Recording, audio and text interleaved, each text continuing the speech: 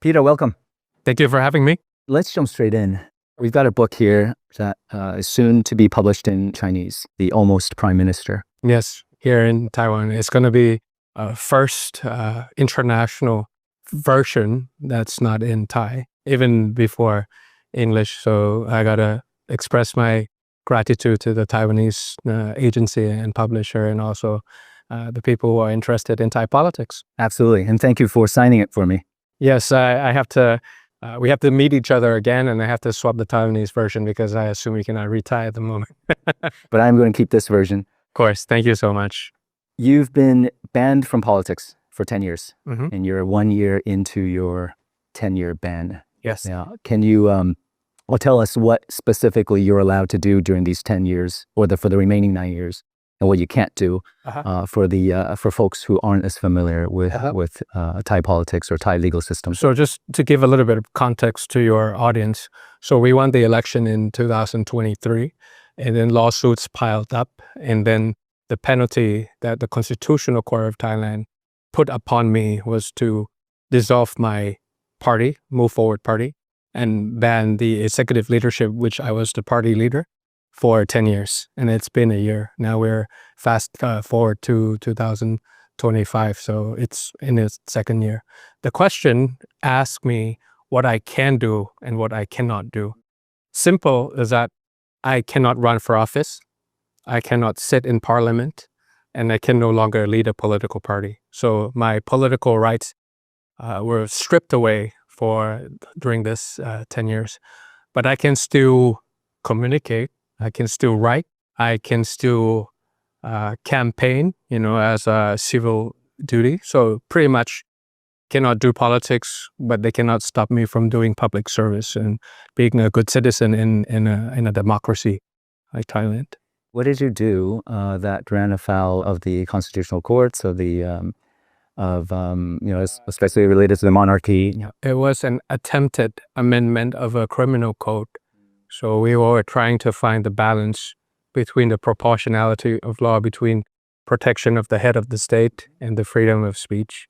And because of that, they accuse us for overthrowing the kingdom and treason.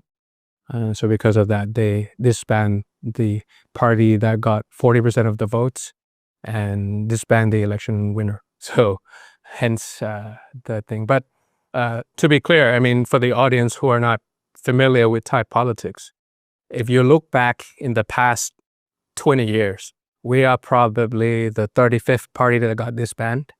I'm probably politician number 252 or something like that. It's quite a systemized way of doing it. And before that 20 years that I'm referring to, if you go back for 80 years, which is approximately how long Thailand has been a democracy, a constitutional monarchy from absolute monarchy, 13 military coups. Right. So 80 years, 13 military coups. 20 years, maybe 30-something political parties get dissolved. So, it's up to the audience to do some research and think about it themselves, whether it's personalized as, that something that I did or we did, or it's more of a broader issue that is a way to counter majoritarianism, as a systemized way. Can you talk us through your decision on going forward with the legislative proposal? What were your thought processes? So if I rephrase you, it's like, if I know the vicious cycle, why would I run into the wall? And that's pretty much your question. What were you thinking about? Yeah, talk us through your thought process. Ran for office knowing of the vicious cycle, or how politics would be, because silence breeds status quo. And if they were to take away my seats, it's better than taking away my voice. I believe that Thailand can and I can, and I want to give it a go, even knowing, the danger of politics, if you will. But they can take away my seats, but they cannot take away my ideas. They can take away my leadership, but they cannot take away, the breadcrumbs that I have put towards the dent in the universe that I had left with Thai politics and beyond Asia, arguably. So that's why I decided to try it out, knowing if there's a scenario analysis of these, there's a probability of me sitting with you as a former politician, but I don't want to be silent. Let's put it that way. Yeah. Last question on this topic. That's, I think, something that we'll all be very, very interested in hearing. In a system where politicians could be banned 10 years at a time, how do you envision change happening in Thailand? You have to win more. You have to win bigger and deeper.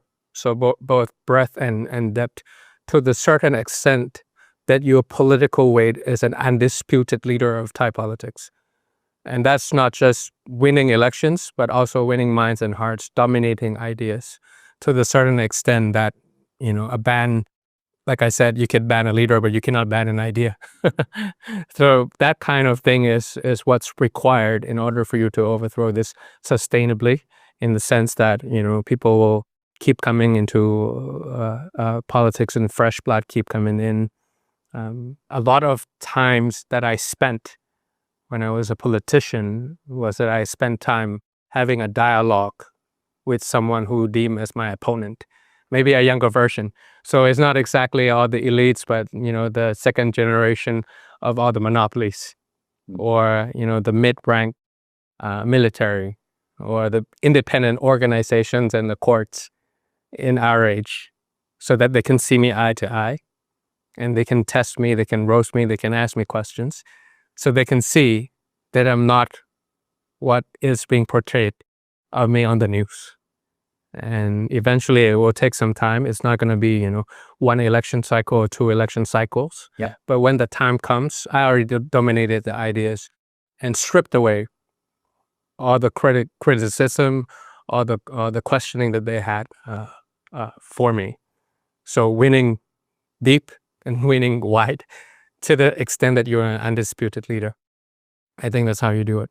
Sustainably in the parliament. Yeah. And so it means for the next election, it may not be the Move Forward Party. It can't be, but it's going to be the next party that comes around. Is that what it means? Continuing to compete in every election? To be honest, the way we, other founders and myself, when we were framing our political trajectory, we were thinking of 4 election cycles.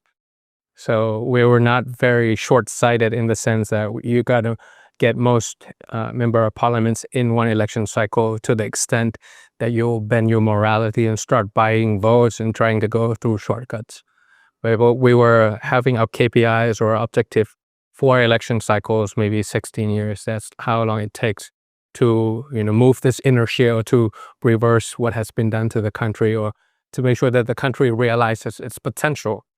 So that's why we were a very long-term thinker. We think in terms of generations. We think in terms of decades and not like election cycle. So that's why we only halfway, and we already achieved what we are supposed to achieve in 4 election cycles. Yes, we were blocked, but we won, and nobody can take away that victory. We won, we formed, and we got blocked.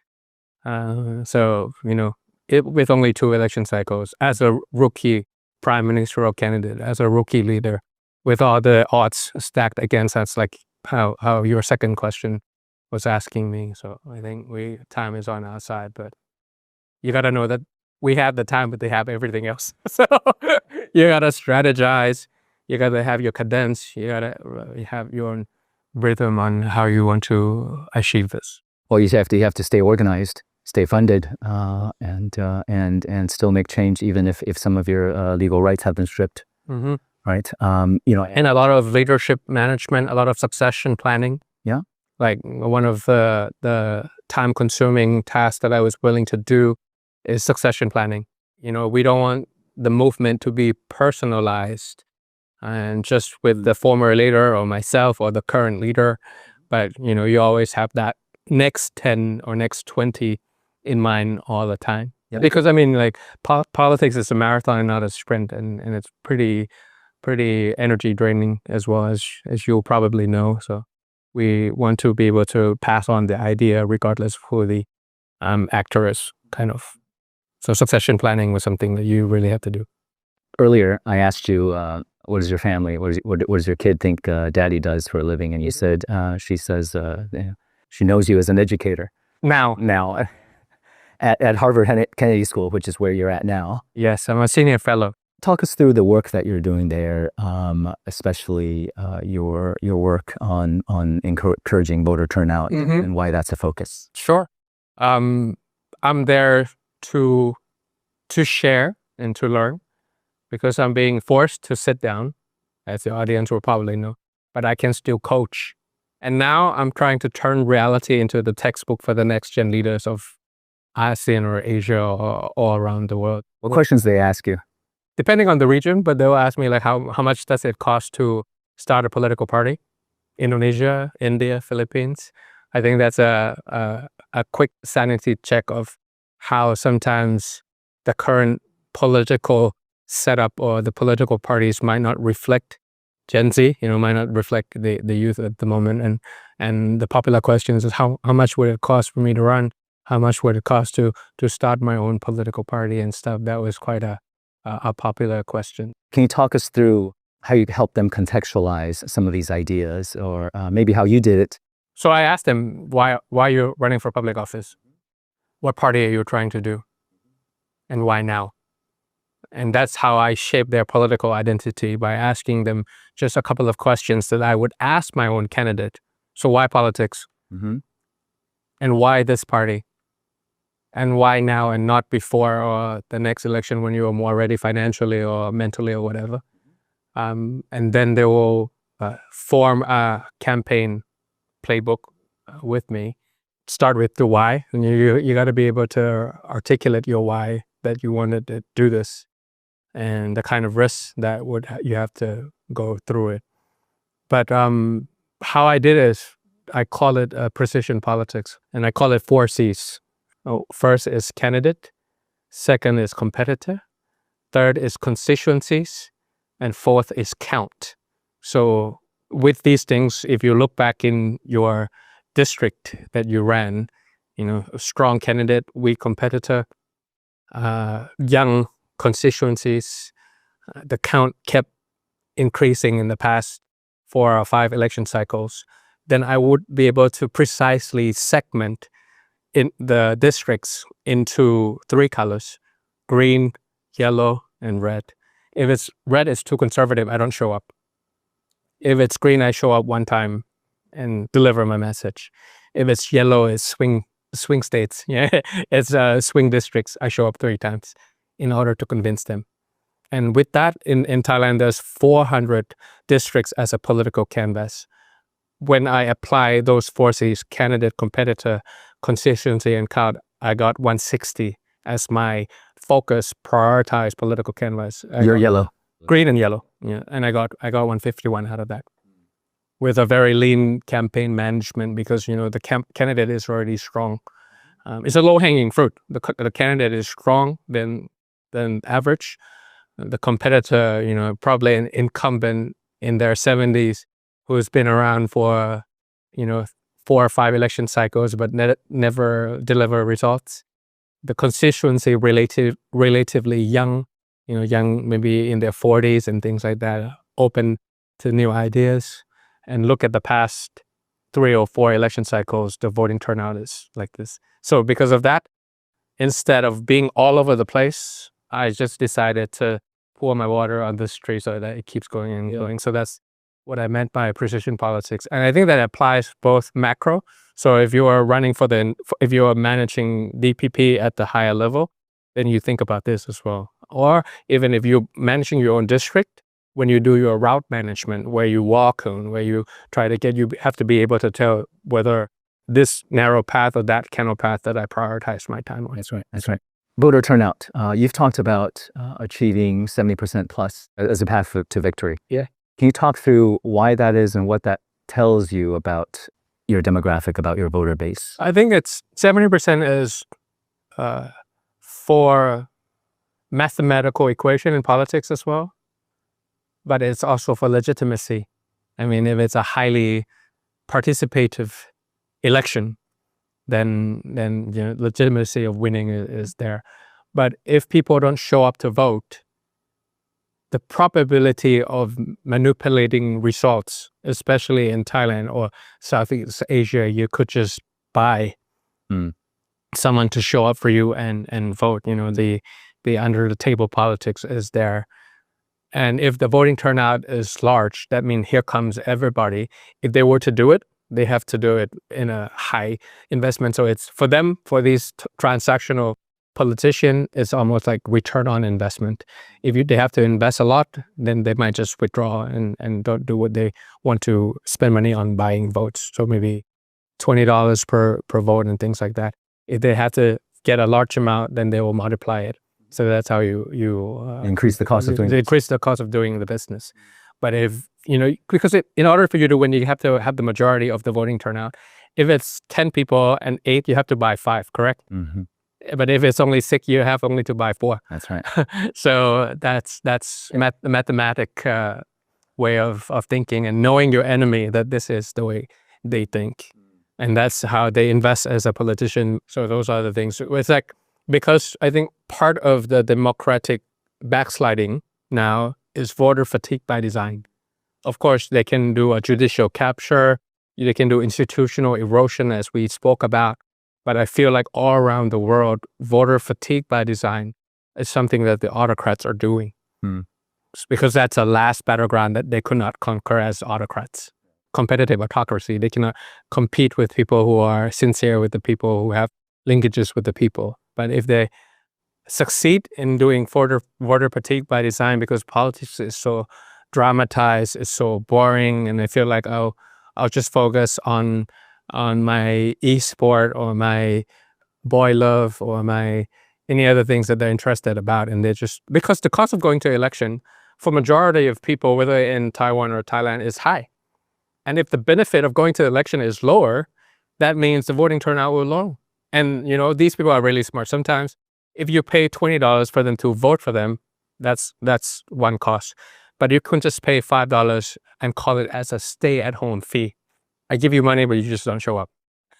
So that's also another way that these autocrats are getting smarter and smarter, and they're designing political inertia and designing voter fatigue so that people feel like it's so dramatized, it's so polarized, and what I see on TikTok and Facebook is just so overwhelming for me. I just don't show up. I'll just take care of my beef noodle soup and make sure I make my ends meet day per day rather than going to the polls.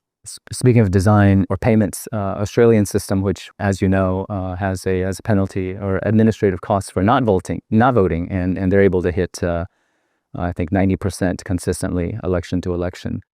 But polarization and fatigue in politics, or, if I may, distrust in the political process, that's certainly a problem. Yeah, that's a global phenomenon. Is that, and that's an issue in Thailand as well. Sounds like trust is a big issue. Yeah. Public trust, transparency, and tangible results. I think that's the 3 T's that are missing in governance and in politics. And if you are a Democrat and you're trying to innovate or renovate democracy, you got to find some sort of technology or some sort of ideas, political culture that trust is returned, transparency is returned, and tangible results is returned. Because the autocrats are actually focusing on this. How do I make sure that it's as polarized and there's no public trust, because it's conquer and divide, it's so fragmented, it's so segmented. Yeah. And then there's no tangible results. That's why you want to find a scapegoat. It could be minorities, it could be immigrants, but maybe it's actually the billionaires that are the minority in each of the regions. But you just feel like, okay, maybe if I go against the immigrants, if I go towards the minorities, it's a weaker opponent. So that's why I want to attack on these people, because I feel like there's no tangible results.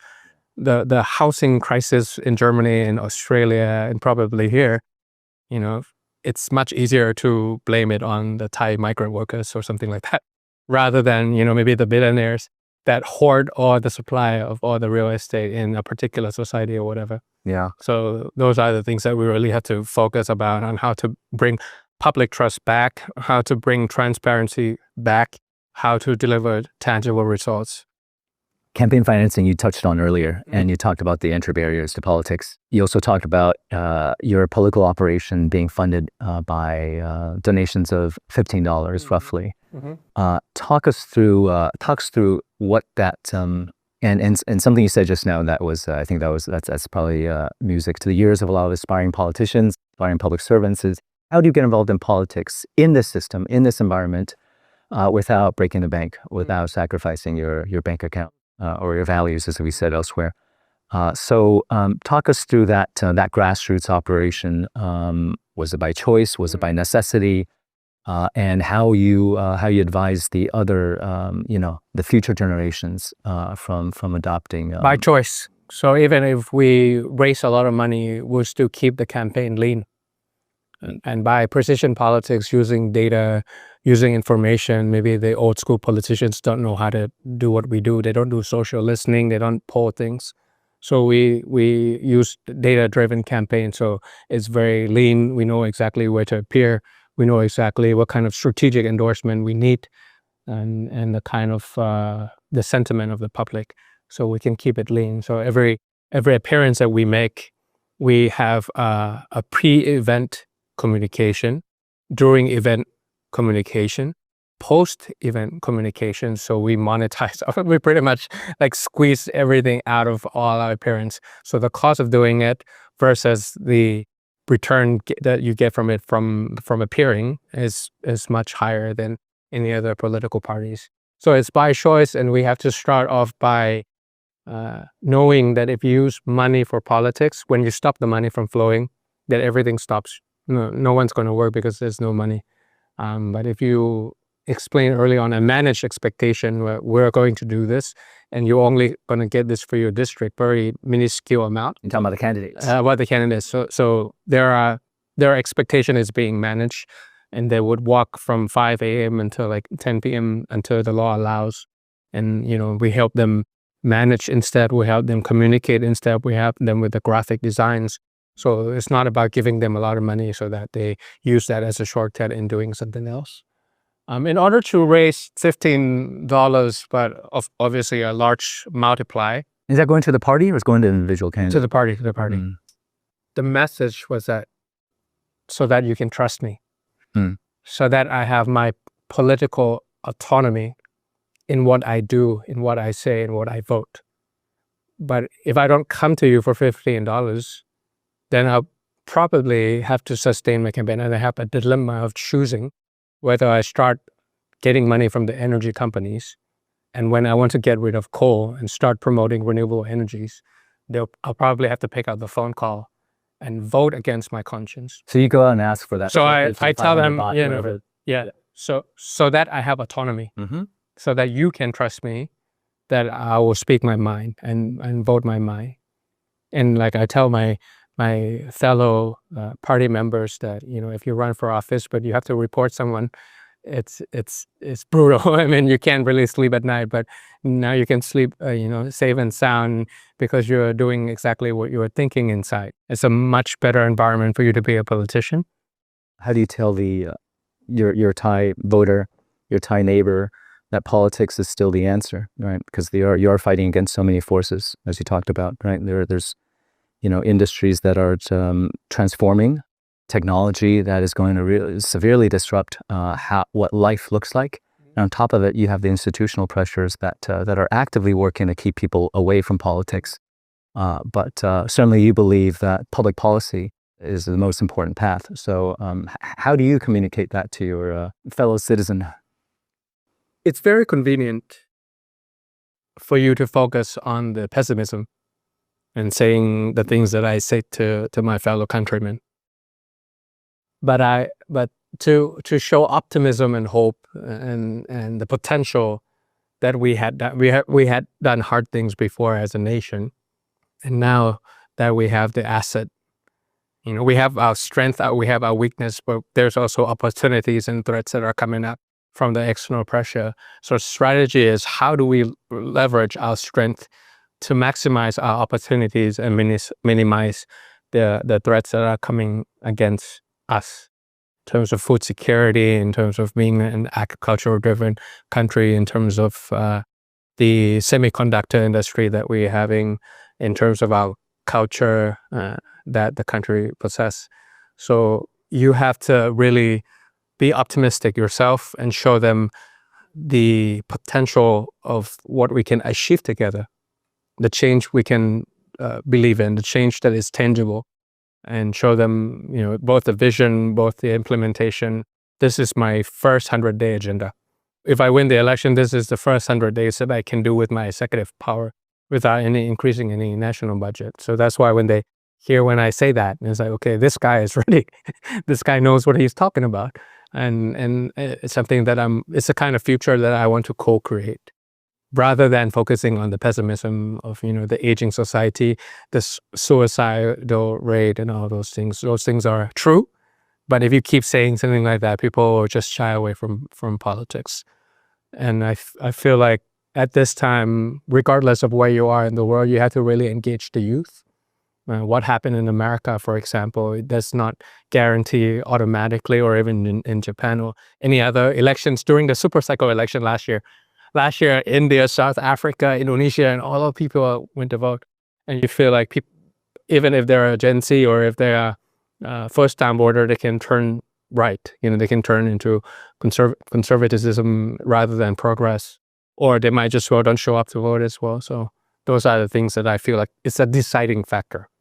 So I think it fits perfectly for me to be an educator now, talking to people 20 years younger than me, and really to empathize before mobilizing youth. Because when you go around the world, in America and Europe and in other places, they will say, how do you mobilize the youth? What's the youth mobilization strategy? There's an M before the mobilize, which is the empathy. If you don't really understand what they are going through or what they think, you cannot mobilize them. So I feel like this is the deciding factor of if they bring energy and their creative juice to the country and to the political scene, I feel like it will revive the entire thing. The metaphor is that, regardless of how screwed up your body is, if you get a fresh blood injected into the body all the time, without going through any structural procedure or surgery, you'll feel much better. So I feel like that's the kind of thing that, you just don't speak to the people, but you also show the people and encourage these younger generation with the creative juice to politics, and eventually it will revive the entire energy of the country, because they have future ahead of them, so they should care more than us. Thanks, Peter. Appreciate it. Thank you very much for your time. No, thanks for being